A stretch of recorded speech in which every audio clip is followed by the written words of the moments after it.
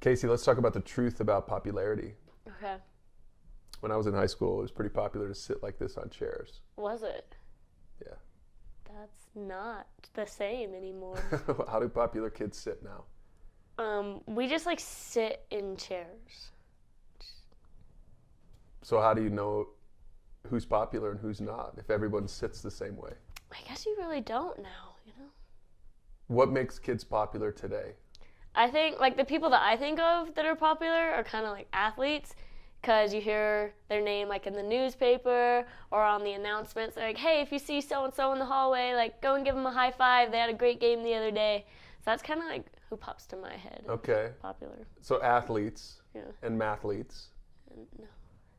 Not mathletes? No. The mathletes are going to rule the world. Oh, for sure. But just not in high school. But not yet. Like looks? Do looks still make you popular these days? Yeah, because then all the guys will be like, oh, she's so hot, and like talk about her, and then it's like, boom, popular. Okay, so what's the downside to being popular? Is there a downside to being popular?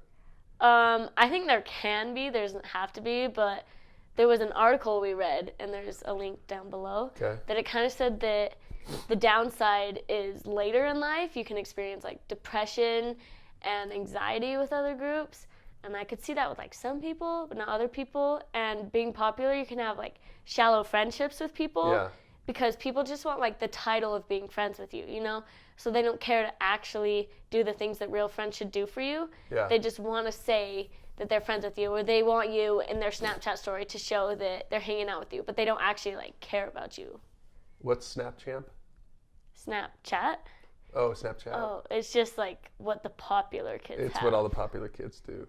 Is popularity determined by like your followers or your friends or your like whatever it's called on social media? Is that a big deal now with popularity? I think that's like a lot of people look at it like that, but like I think it does not determine anything, but most kids do think that, because they're like, oh, that person got so many more likes than me, or they have so many more followers. But I mean, so it can mess with your self-esteem a little bit. Oh, for sure. Okay, so are there kids who desperately want to be popular? Yes, and they kind of like look for those shallow people to be their friends. They're not looking for like to make a close relationship with people, because they just want as many people around them as they can get. Yeah. It doesn't matter like if they're close with them. So maybe we're hitting on something, because that article talked about how maybe it's those kinds of kids that later in life are depressed and have social anxiety because maybe they never really got to establish real friendships. Yeah, I could see that. You're pretty popular, aren't you? I mean, like, I feel like I'm just kind of sitting in the middle, you know? Like, I'm not like... You're okay with that? Yeah, I like where I am. I have a good time. I think if maybe you learn to sit a little differently, I think you could improve. Maybe it would help. Yeah. That's my problem, That's right? your problem. That is. Thank you. You're welcome.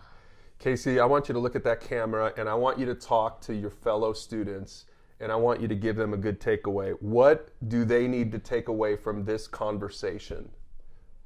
Okay, so what you need to take away is, like, if you're popular or not, don't strive to be popular. Because if you're striving to be popular, then you're not working on having, like, deep, true relationships with people. And that's what, like, really matters. And if you really have that, then you're not going to care if you're popular or not. And that's what I want to tell them. That's really good. Yeah. Good talk.